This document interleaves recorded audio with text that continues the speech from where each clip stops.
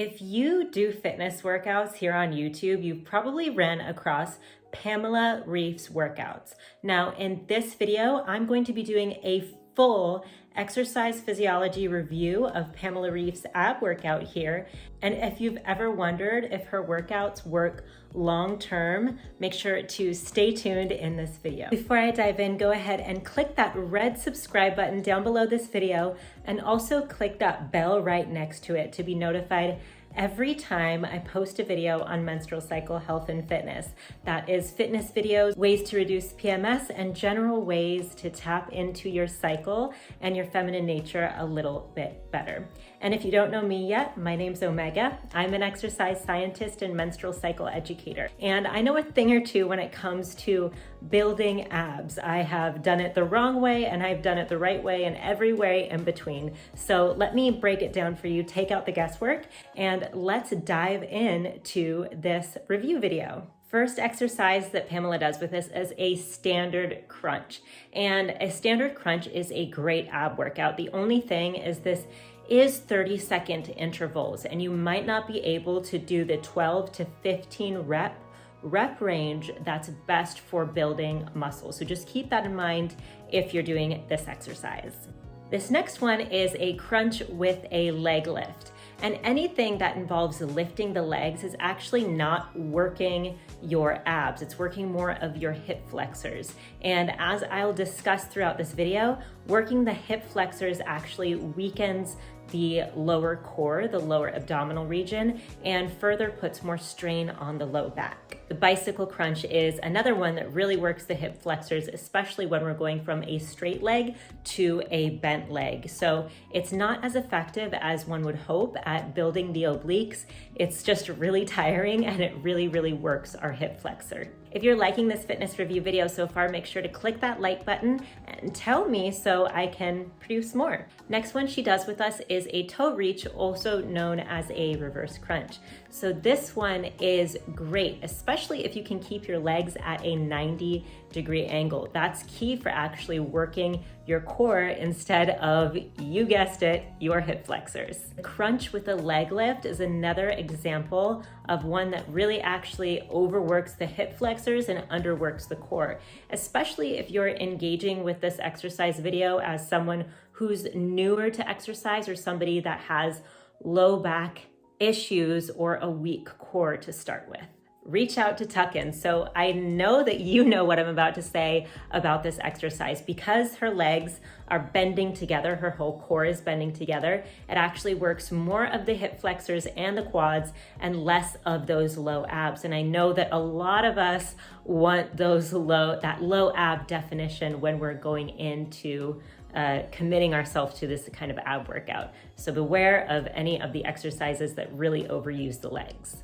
Next, we have a roll-in, and this exercise, all things set aside, can be a really good exercise, but when you do this, you want to make sure that you're not using too much momentum to get up there, because if you're using momentum, you're just working out momentum, you're not actually working out your core. So be very wary of that. And if you can do a micro pause at the top to further engage your core.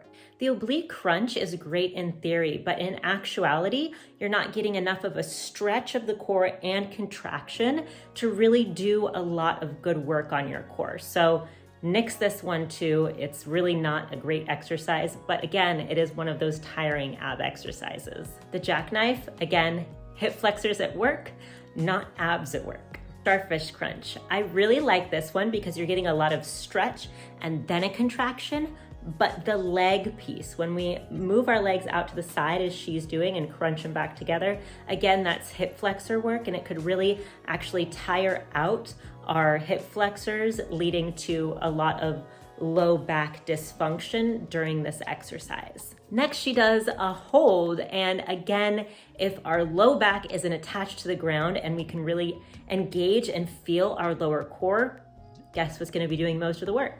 Hip flexors. And the last exercise she does with us here is a plank. And a plank is great for developing core integrity, but a plank is not great for developing abs. So Keep that all in mind as you're doing workouts and as you are trying new ab workouts on YouTube. So here's my overall review of this video. It really helps you work your hip flexors. When our hip flexors are turned on, it actually pulls us forward a little bit, turns off the lower back, and increases core laxity, or makes our core actually very weak. So that's why these exercises aren't super effective at actually building our core or building our abs. In addition to that, if you are a cycling person, we have to take hormones into account as well. A lot of people with estrogen dominance might notice that they have a little extra belly on top of their existing belly. And as there's nothing wrong with that, if you are starting off on the journey in order to create abs and build abs, you might find it a little frustrating when it comes to using these kinds of workouts and not seeing results. So addressing your hormones first is actually very crucial, along with nutrition when it comes to developing the abs. So as beautiful as Pamela is and as easy as she makes this look, it's actually not that easy to build abs. I hate to break it to you.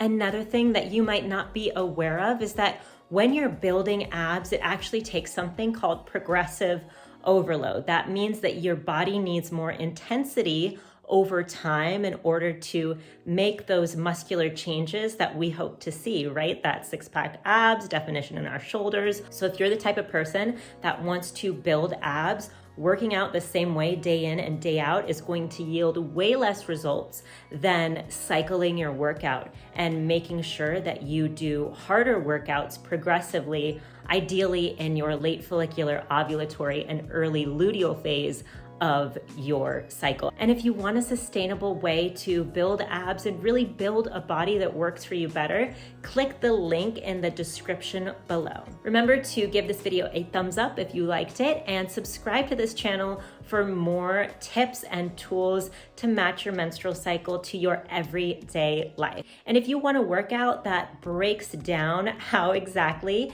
to do that, check out this video on cycle syncing your nutrition and fitness. I'll see you in there. Bye.